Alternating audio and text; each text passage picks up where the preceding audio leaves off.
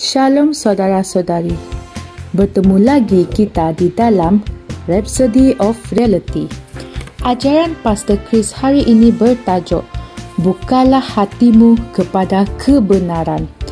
Ayat pembukaan kita diambil dari Roma 10 ayat 10 yang berbunyi, kerana dengan hati orang percaya dan dibenarkan, dan dengan mulut orang mengaku dan diselamatkan. Roma 10 ayat 10.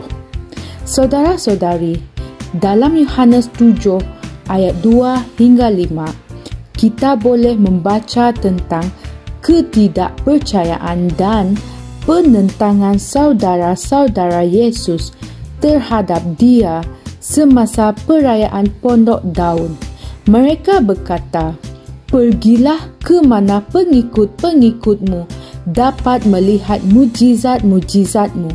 Mereka mengejek, "Kamu tidak boleh menjadi terkenal jika kamu bersembunyi macam ni.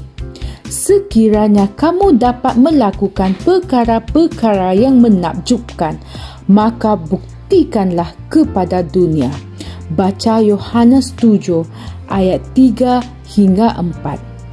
Ayat kelima mengatakan secara khusus, sebab saudara-saudaranya sendiri pun tidak mempercayainya.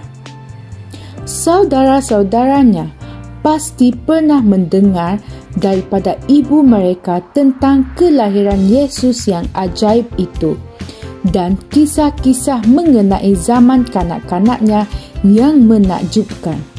Bapa mereka, Yusuf, pasti telah memberitahu mereka tentang bagaimana dia menerima kunjungan daripada malaikat beberapa kali mengenai Yesus.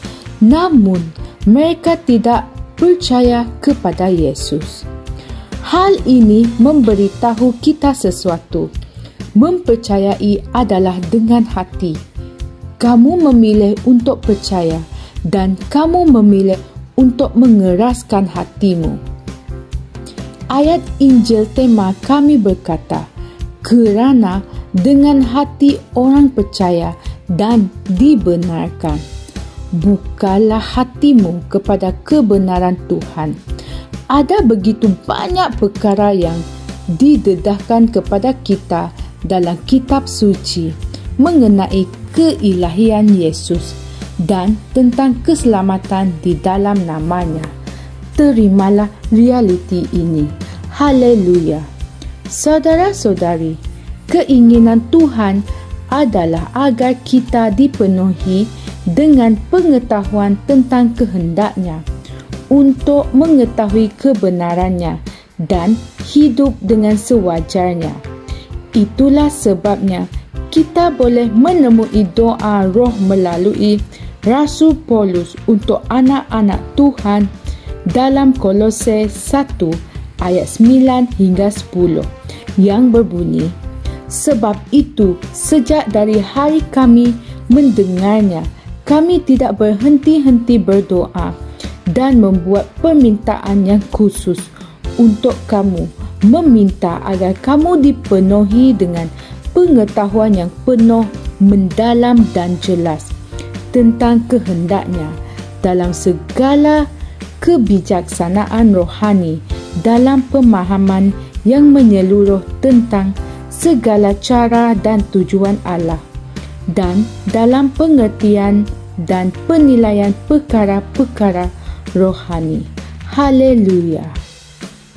Saudara-saudari, mari kita membuat pengakuan. Sejak dari permulaan, Tuhan telah memilih aku untuk keselamatan melalui pengkudusan roh dan kepercayaan akan kebenaran. Oleh itu, tidak kira berapa ramai antikristus, pengkhotbah palsu dan guru palsu yang ada di dunia, aku tidak boleh ditipu. Kerana hati dan fikiranku telah diurapi untuk mengetahui kebenaran.